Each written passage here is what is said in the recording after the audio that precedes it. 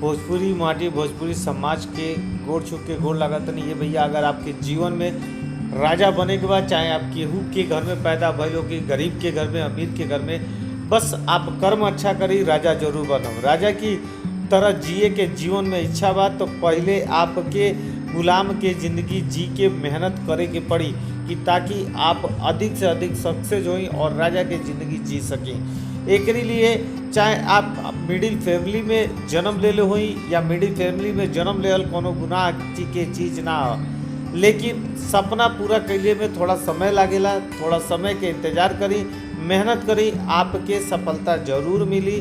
और आपके पिता एक गरीब स्थिति में रहने, गरीब के कारण आप गरीब क्लास में पैदा बनी, लेकिन आपके पिता बुढ़ौती देखस तो अमीर क्लास में देखस और अमीर बन के मरस।